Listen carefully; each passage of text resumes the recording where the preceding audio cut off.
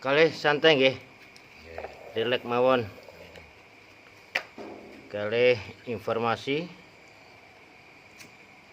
yang didapat setelah melakukan wirid tadi, mulai dari Mas Budi. Bisa diinformasikan apa yang Anda rasakan, apa yang Anda terima, apa yang Anda lihat ketika melakukan wirid melalui kholwat tadi. Monggo Mas Bud. Tadi itu temboknya itu dicakar-cakar. Napa niku? Kucing. Gak tahu. Nggih. Taurus. Kira-kira gak macan rembah. Terus ini didorong. Taurus didorong. Didorong. Tapi Mau kelihatan nggak siapa yang dorong? Enggak. Mau masuk. Mau masuk. Sampai nggak sadar. Sampai nggak sadar. Untung. Terus sadarnya itu taman salam itu. Jadi selama duduk sampai kula dugi niku baru sadar. Iya. Ya goyang-goyang ini. Seperti mau masuk. Mau masuk badan. Tapi nggak sampai masuk. Nggih. Kan wirid terus. Nggih. Tapi wujudnya nggak tahu. Itu saja yang dirasakan Mas Budi. Nggak melihat apa-apa sama sekali. Badannya tawar izin Taurus dorong. Kembali lagi. Dorong lagi. Nah niku didorong niku sampean napa? Sampean berontak apa sampean berusaha ingin dimasuki? Enggak. Ya berontak itu. Berontak, Iya. nggak mau dimasuki. Nyapa kok gak mau? Siapa ngerti cewek sing mlebu mau? Nggak tahu. Pokoknya berontak ini. Dorong ini kembali lagi. Dorong lagi kembali. Bintang terus. Nanti lagi kalau mengalami kayak gitu,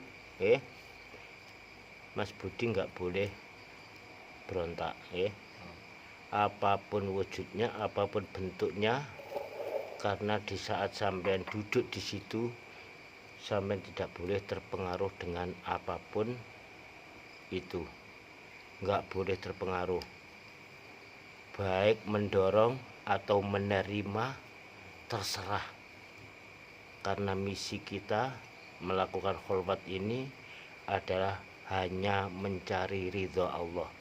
Berarti yang datang, siapa yang memberikan informasi, itu semuanya adalah atas perintah Allah. Jadi sampean Mas Budi jangan sekali-kali terpengaruh dengan semuanya. Seandainya itu hal yang jahat, karena sampean sudah pasrah penuh dengan Allah, maka tidak ada madharat bagi Mas Budi. Nggak ada yang bisa masuk penyakit apapun bentuknya, apapun itu gangguannya nggak bisa masuk. Dan juga sebaliknya, tidak boleh menginginkan apa yang Anda rasakan. Pokoknya hanya satu misinya, tawakal, pasrah, mencari ridho Allah. Insya Allah di situ sampai tidak akan terkena gangguan apapun bentuknya. Oke, terima kasih Mas Budi informasinya. Selanjutnya Mas Yadi, apa yang Anda rasakan, dapatkan ketika melakukan wirid tadi, monggo. Pertama itu awake ngikut tadi semrawu. Awake nggih. Sing pas wirid niku weteng kula cekeli mawon. Pas kula lepas niku boten konsentrasi. Napa? Sakit ah? Nggih. Terus asam lambung kumat nopo jangan. Niku ketinggal gunung. Nggih. Gunung niku kados nguap ngoten nggih. Nggih. Maka niku tinggal tiang sepam mriki korbanan sega putih ngangge jenggote panjang itu teng jero niku.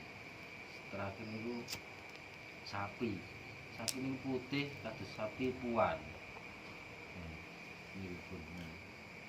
Pas tarik nafas niku kula mlebu teng terowongan. Nggih. Terowongan enten sumbere niku sampun. Nggih. Sumbere bening bodhok, Toyo biasa bening. itu ya biasa bening. Ya mungkin ini karena sudah lama tidak melakukan wirid, jadi masih kurang maksimal. Karena Mas Yadi ini termasuk dari kelompok senior, seharusnya yang ia peroleh hari ini seharusnya kurang maksimal. Oke lah, insya Allah apa yang Mas Yadi rasakan, dapatkan setelah melakukan wirid tadi, itu semuanya insya Allah tamsilnya baik semua, termasuk masuk ke dalam gua. Gua adalah sesuai dengan nama pesantren yatim ini, namanya Al-Ghuraba. Ghuraba itu tempat pengasingan. Jadi orang kalau sudah masuk gua berarti di situ siap untuk melakukan menyendirian, melakukan kholwat. Artinya apa? Di situ Mas Yadi siap untuk masuk ke dalam misi-misi kebenaran, mencari jati diri, agar kelak setelah keluar dari gua, Mas Yadi akan menyampaikan misi dan visi yang didapat dari gua tersebut. Karena sempurnanya seseorang itu kalau sudah melakukan kholwat penyendirian, kalau zaman dulu dinamakan orang topo, pengasingan diri.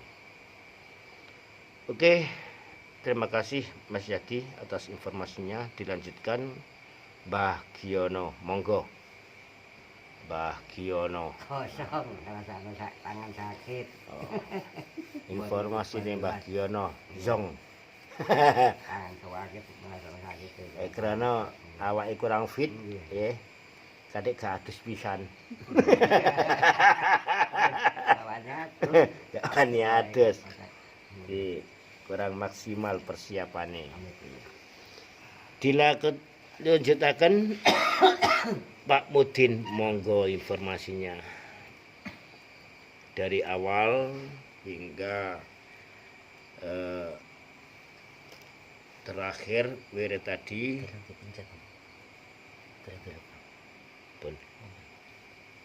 Karena setelah kemarin juga tempatnya di situ dan ini merupakan tempat yang kedua kali memberikan informasi di tempat yang sama. Lalu ada perubahan apa ketika Pak Mudin kholwat di tempat yang sama tadi? Monggo bisa diceritakan mulai dari tadi siang Pak Mudin merasakan, menemukan kejanggalan dalam perjalanan keseharian tadi. Apa yang menurut Pak Mudin kejanggalan sehingga bisa diambil hikmah dari pelajaran sehari, termasuk di saat melakukan wirid tadi apa yang diterima oleh Pak Mudin. Monggo informasinya. Bismillahirrahmanirrahim. Mulai dari perjalanan siang, Nggih. tadi itu saya mendapat ujian fitnah dari anak saya.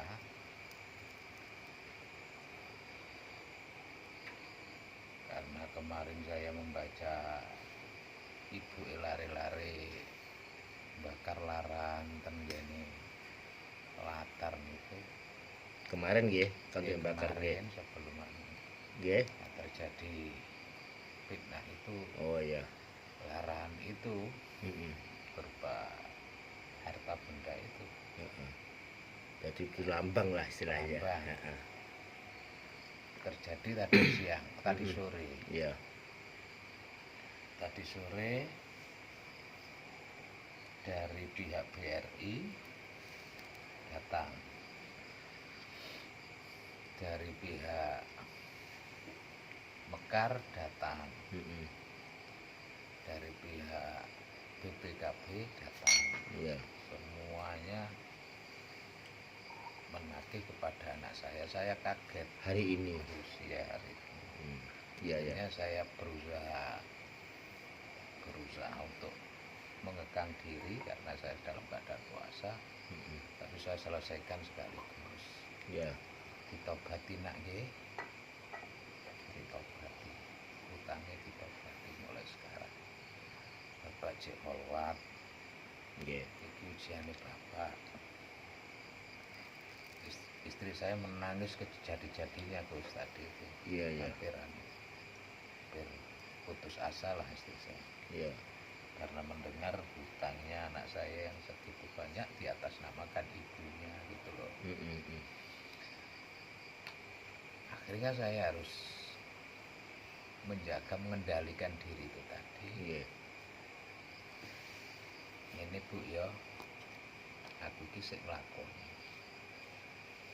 Wis iki ujianku, sing sabar titik. Insyaallah semuanya akan berjalan dengan lancar. Iya. Nah itu. Iya. Tapi itu saya redam. Habis sholat asar saya konsultasi dengan anak dan istri. Iya. Masalah hutang-hutang itu. Ya semuanya itu terdengar di telinga innama amwalukum wa auladukum fitnah. Betul.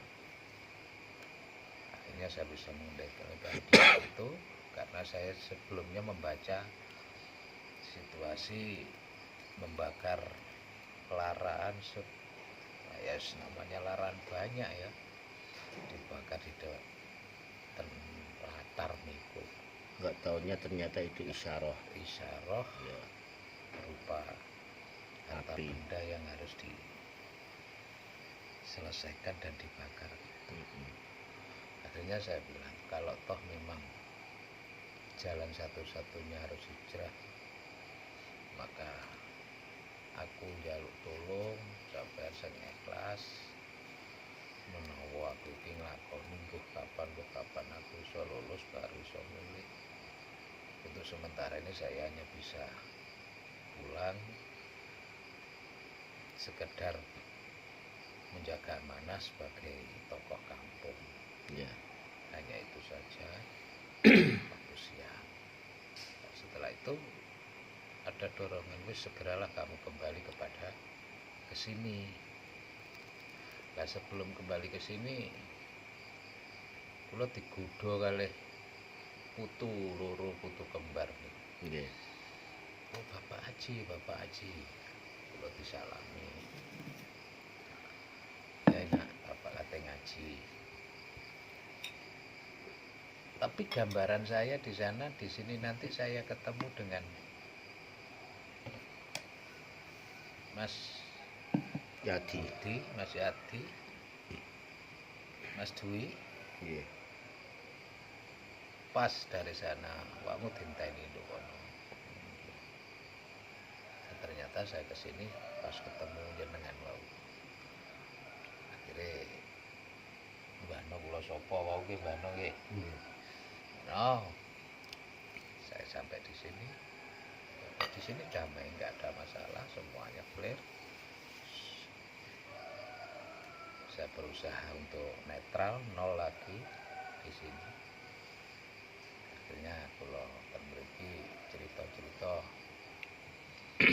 disetelakan sampean waktu Ngeprank. ngeprank. Iya.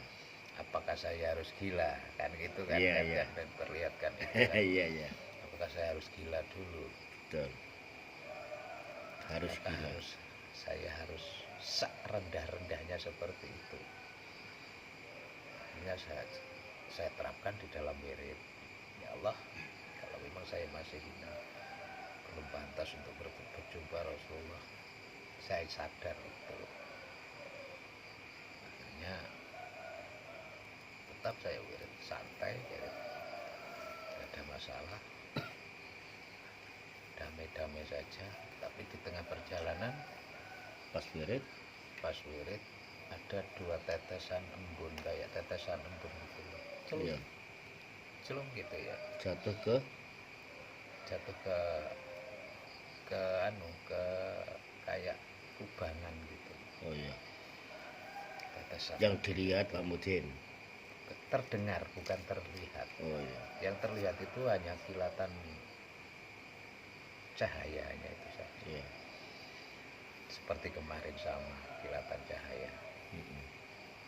Hanya itu. Dan ketika terakhir mau jenengan datang, tiba-tiba saya merubah zikir.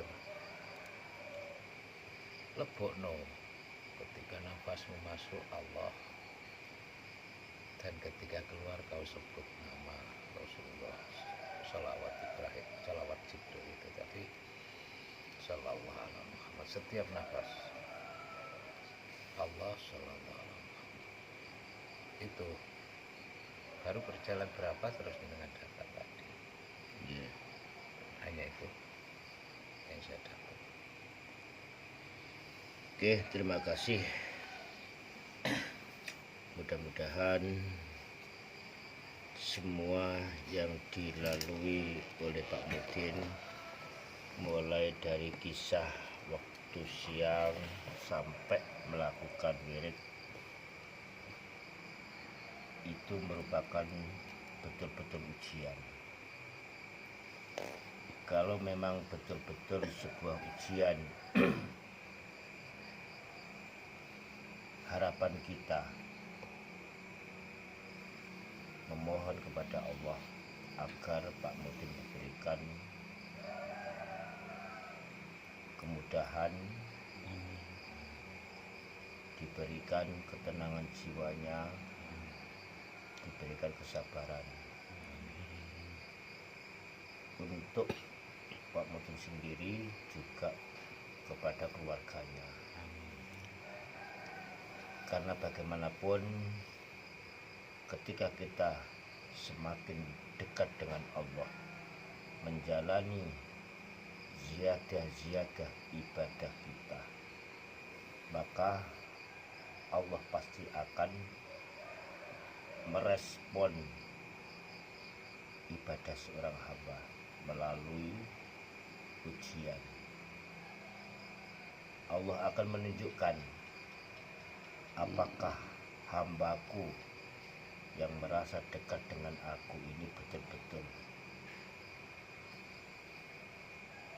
sungguh-sungguh ingin mencari derajat yang tinggi, atau hanya sebatas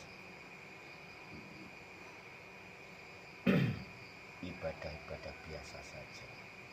Itu Allah memberikan tantangan berupa ujian. Jadi sekali lagi mudah-mudahan diberikan solusi yang termudah oleh Allah, sehingga bisa menemukan derajat dan pangkat yang tinggi di sisi Allah Subhanahu wa Ta'ala. Itu harapan kita semua. Lalu yang dirasakan diterima Pak Mudin ketika melakukan wirid, bahkan di dalam hatinya ada kegaduhan, apakah aku harus gila seperti Gus Tuan. Jadi itu tidak boleh diminta.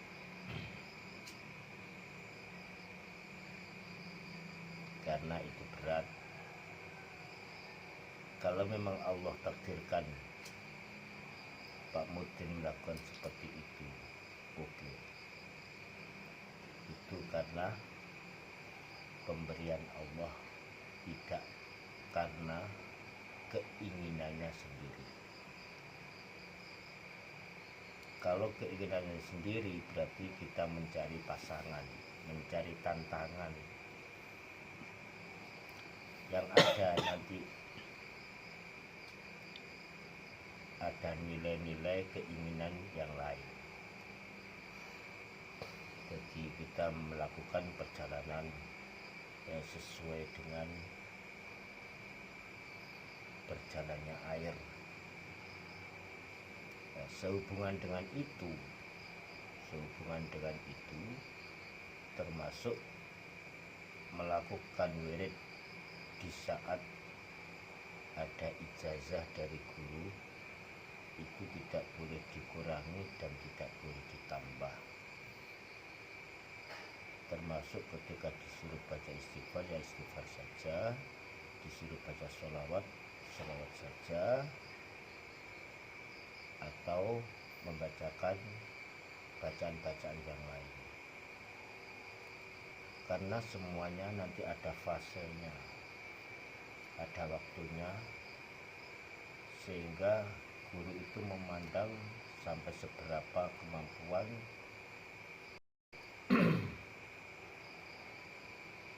orang yang disuruh itu bisa menjalankan. Karena ini adalah suatu petunjuk. Ketika amalan itu belum diberikan lalu diamalkan, sama dengan kita mencari tantangan,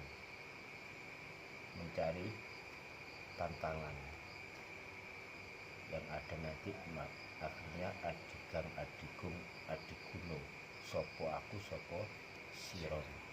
Itu yang harus dijaga, takzim terhadap seorang guru. Maaf Pak Mudin ya, hari ini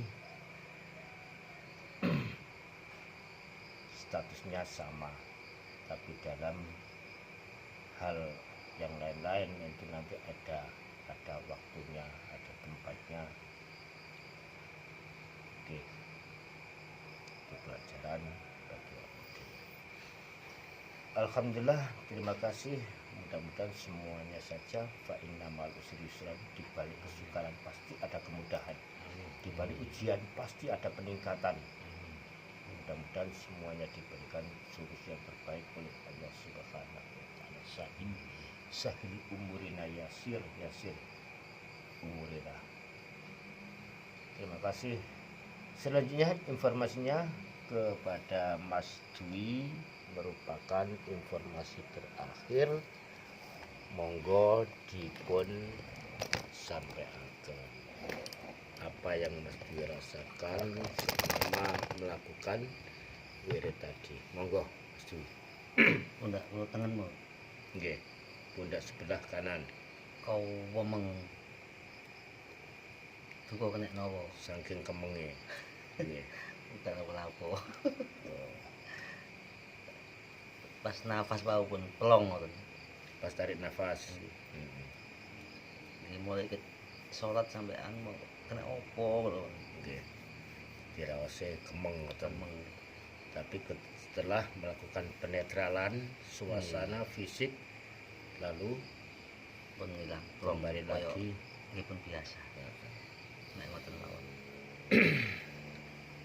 Karena tarik nafas, olah nafas itu bisa menyembuhkan diri sendiri, bahkan bisa digunakan untuk transfer energi kepada orang lain. Itu manfaatnya tarik nafas. Makanya seandainya kita punya pasien di luar kota, luar pulau, luar negeri, cukup dengan kita transfer energi, insya Allah sampai insya Allah bisa bermanfaat. Tidak harus pasien itu datang ke sini, tidak. Selama kita masih mempunyai keistiqomahan dalam melakukan tarik nafas. Karena tarik nafas itu juga ada fase-fasenya. Fase pertama itu hanya sebatas pengaturan jantung, kita harus stabil. Lalu setelah kita merelaksasi tubuh, lalu kita masukkan ke energi ruh kita, mengajari ruh kita untuk bagaimana supaya bisa menerima energi dari orang lain, menarik energi dari tumbuh-tumbuhan, menarik energi dari bebatuan, itu kita bisa lakukan. Makanya dulu itu saya pernah puasa 4 hari. Puasa 4 hari, orang mangan, orang ngombe, cukup kayak banyu sak gelas 4 hari. Alhamdulillah lulus. Mari ngono kula ditari sak wulan. Hup hup hup hup. Bagaimana supaya kita ini selama 4 hari itu bisa kenyang, bisa nggak terasa haus, gimana caranya? Tarik, transfer energi. Energi orang lain ditarik. Itu bisa kita rasakan seperti orang yang habis makan, seperti orang yang habis minum, rasanya kayak gitu. Dalam hal apa saja sama seperti itu, seperti yang dilakukan oleh orang-orang kanuragan, tenaga dalam, sama memecahkan sebuah benda yang keras itu pakai tenaga dalam. Sampai melakukan apa saja yang mungkin orang lain tidak bisa melakukan, sampai gunakan itu bisa. Termasuk istilahnya kalau motor kecemplung got sampai nunggahno dhewe. Karena apa? Karena kekuatan rohani, kekuatan yang ada di tubuh kalian itu sangat besar sekali daripada kekuatan fisik. Itu jika dibanding itu jutaan kali lipat kekuatannya, jutaan kali lipat. Jadi mboten trimo ngelih motor, ngelih mobil, kurang abot membandingane jutaan kayak gitu. Seperti yang kita ketahui, seperti orang memukul dengan jarak jauh, sama kayak gitu. Ilmunya tarik nafas, ngolah nafas. Kalau itu sampai lakukan dengan secara kontinu, menjadi karakter kebiasaan, itu bisa kuatnya luar biasa. Termasuk bisa digunakan untuk terapi penyembuhan orang sakit. Jadi manfaatnya tidak hanya diri kita sendiri, tapi bermanfaat kepada orang lain. Mungkin hanya itu saja informasi dari Mas Dwi. Kita baru tahu manfaat daripada tarik nafas. Manfaat daripada olah nafas, tenaga dalam, itu bisa menyembuhkan diri sendiri. Nanti terapi kita setiap setelah kita melakukan wirid, di terapi kita itu menyehatkan diri kita sendiri. Jadi kita tidak bisa menyembuhkan orang lain kalau diri kita tidak sehat, ya. Kalau diri kita nggak sehat, nggak bisa menyembuhkan orang lain. Setelah kita sehat zahir, sehat batin, sehat, baru kita bisa menyembuhkan orang lain. Terus kayak gitu. Makanya kita diajarkan setiap hari bagi orang yang melakukan wirid 40 hari, diusahakan setiap waktu itu tarik nafas. Belajar mengosongkan pikiran, karena itu sulit kalau nggak dilakukan secara kontinu. Oke, demikian pelajaran hari ini. Mudah-mudahan semuanya bermanfaat kepada diri kita sendiri dan juga bermanfaat kepada orang lain, termasuk masalah-masalah mungkin hari ini yang diinformasikan di konten ini. Mudah-mudahan segera Allah memberikan solusi yang terbaik oleh Pak Mudin, sehingga jangan sampai mempengaruhi niat baik Pak Mudin untuk melakukan kholwat sampai 40 hari. Sekian dari Majelis Milir, mengucapkan terima kasih. Assalamualaikum warahmatullahi wabarakatuh. Waalaikumsalam warahmatullahi wabarakatuh.